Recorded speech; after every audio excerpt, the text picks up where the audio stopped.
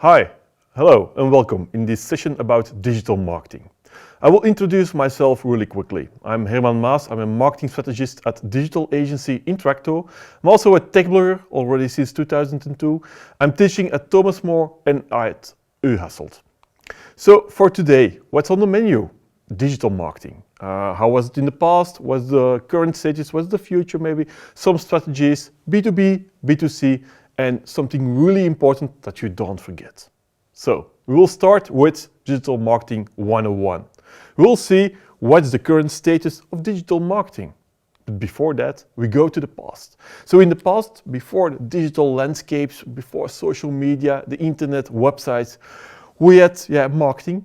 Marketing is there already for ages. And it's bringing out the message, blasting out your message in print, TV, radio, in magazines.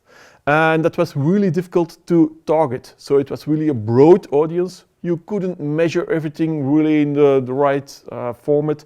It was some kinds of metrics, like for example, measuring TV audiences in Belgium is really still old school, how it's measured. And it was really important to blast out your message and go all in with everything. So now, it's getting complicated. Digital marketing is there, lots of advantages, but also some disadvantages. Where we saw that in the past, the agencies were really the gatekeepers, so you couldn't do it yourself. You always had to go to an agency and to ask from, I want to buy a radio spot, I want to buy some magazine marketing, for example. Now you see that digital marketing is more do-it-yourself. However, it's getting complicated. You have social media, you have Google ads, you have analytics, and that's really important, that there are lots of parts within digital marketing that are needed to bring one marketing campaign project to a good end. The real advantage, of course, with digital marketing is you can measure everything, and that's really a big one, but because you can really already spend 20 euros, 50 euros and measure the impact, and that was before not possible. The important questions in marketing are still the same. So who is your target audience? What are the pains and the possible gains that they could have with your product, with your service? So that's really important. And also, how is your target audience influenced? For example, a CEO is totally different target influenced as a young adult or a 16-year-old, for example. So the CEO is reading the TED, is visiting the TED website, is checking his LinkedIn profile, and the 16-year-old is looking to YouTube, to Twitch, to TikTok. So that's really important in digital marketing. You can target your audience with all the different channels, and you really have to see which channels are the right fit for my audience, for my campaigns. Also, the world is one country, so it's really important to target in different countries, in different regions. However, every region, every country has their own setup of payment methods, for example, or what they need from a product. Bol.com, for example, is a big e-commerce player in the Netherlands and in Flanders. However, the products are sometimes totally different. A garden in Flanders is much larger than a garden in the Netherlands, a typical garden. So the products that we buy here in Belgium are totally different as the products a Dutch consumer is buying for his garden. So that's really important to know. So when you go across the borders, digital marketing, really easy to do. However, you always have those small differences that you also have to take account. And of course, digital marketing, so many channels. So many possibilities, and we have different channels early. We have, and we group them in 4 types. So, for example, you have the owned media, and the owned media is your own website. You are really responsible about it, and you can do everything within it. For example, your Facebook profile, that's not owned by you. It's really, it's from Facebook, and you can use it, but it's not owned by you. And so that's also important whenever you do a digital marketing campaign, that you get a mix of different channels, and that sometimes you do something on your own website and you will promote it on your social media and will do a paid advertisement post also. So that's an important, and you see it's getting more complicated. It was not, before it was just I go to a television channel and I will just buy television marketing. However, now you have really the website, the social media, the television commercial, maybe something in a newspaper, and also some journalists that will write about you. So you have a more complicated marketing landscape.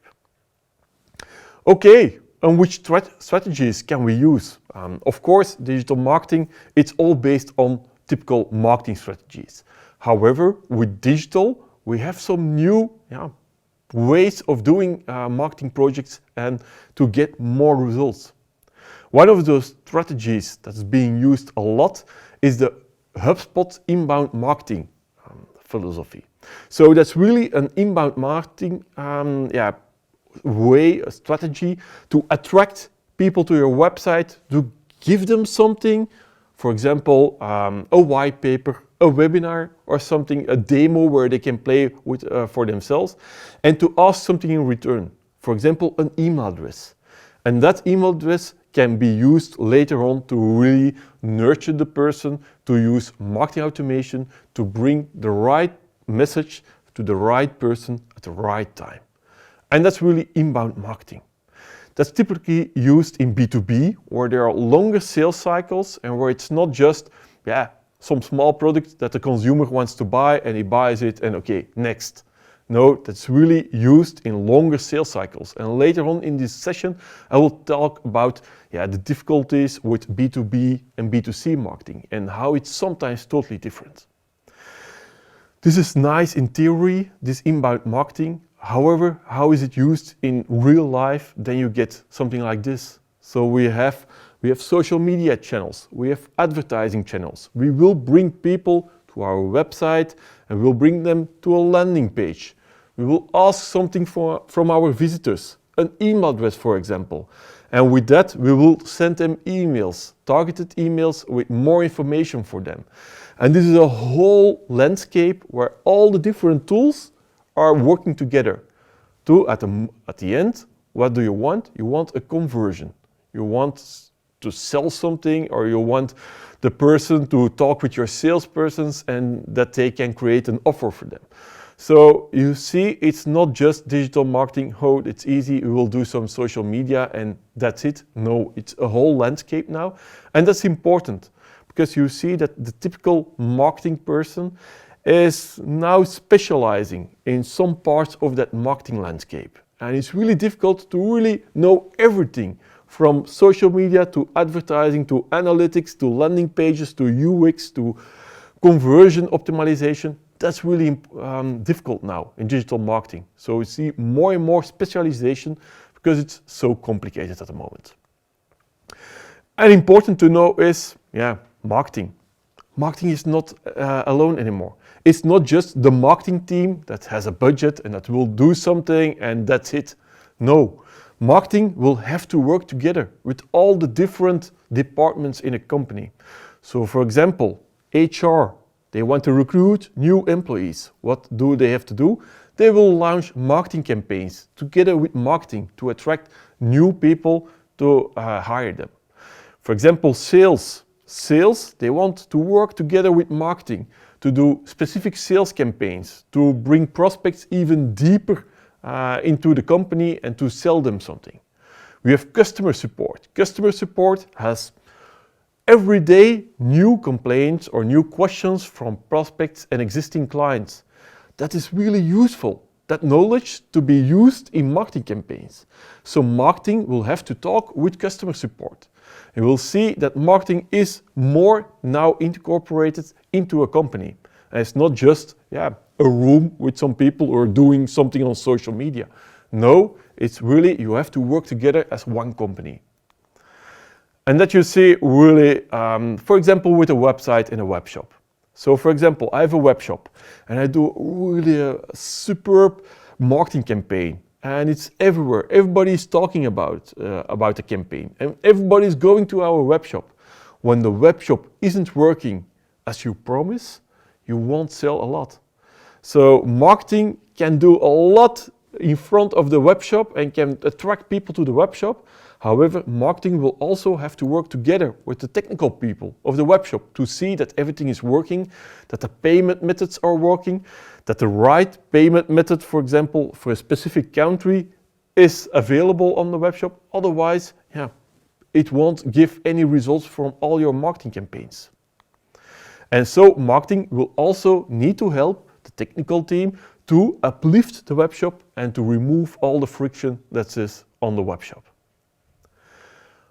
I talked already about B2B and B2C marketing. Normally, I think you will know already what B2B is. B2B is business to business. However, it's not business to business anymore. It's business to people. You're always talking with someone. You're always selling to someone.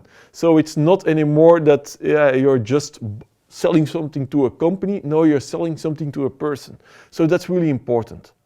However, I see two different big differences in marketing projects. At one side, we have the typical B2B, and that's really longer sales cycles with high value products that maybe don't have that volume, so a low volume of products and services that you're selling. And at the other side, we have B2C type of products and services. So low price, really fast sales cycles, and a big volume. For example, a new ice cream. That's a typical B2C product that you're selling to millions of consumers. And those two are totally different, also from a digital marketing perspective. Some differences, for example, the big volume B2C type of marketing, it's mass targeting. You're using radio, you're using television, so offline marketing is also in the mix. It's not about really one unique person, it's really about segments. You want to drive more traffic to people from 25 to 30 who likes to drive with a car and wants to go to a holiday in Spain, for example. That's your targeting segment and you're selling to them, for example. On the other side, you have B2B type of marketing where you have long sales cycles.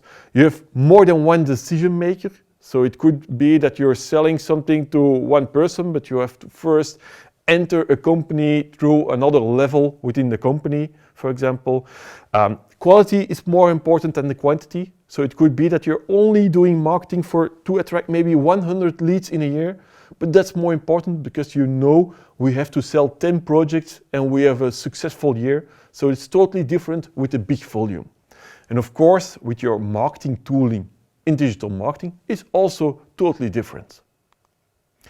Here you can see some terms about B2B and for example, we have a suspect, a lead, an MQL and SQL. So that are typical B2B marketing keywords. So where you are attracting people to your website, they are giving their email address. So hey, we have a lead.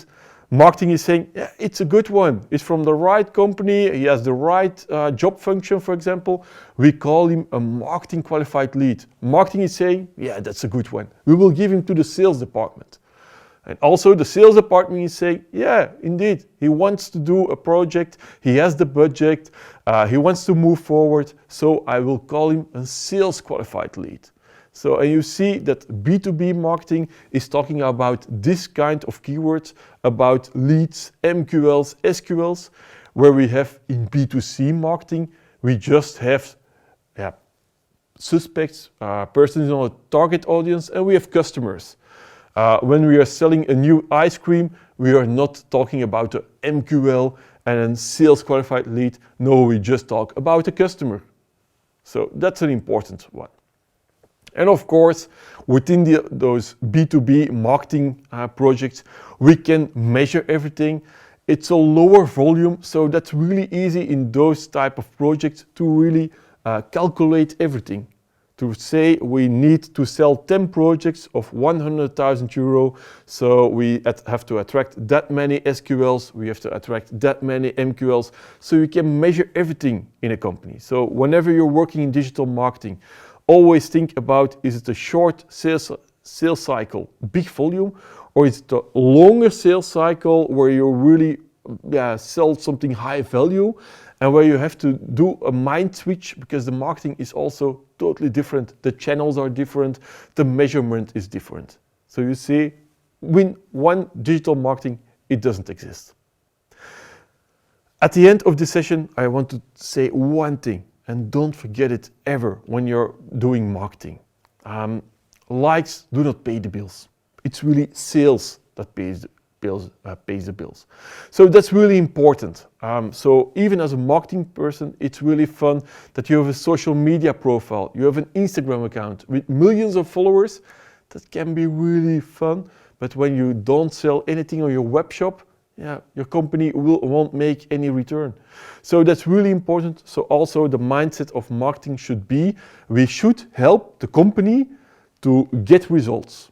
And whatever we do, it can have a reason, and the reason at the end is to bring in more sales or leads or sales qualified leads, and that's an important one. It's not about how many visitors do we have on our website, it's how many things are we selling at the end of our website, and how many return on investment do we get from our marketing activities. And that's an important lesson that I always want to say. I hope you learned something in this session. I would say maybe to the next one. Bye.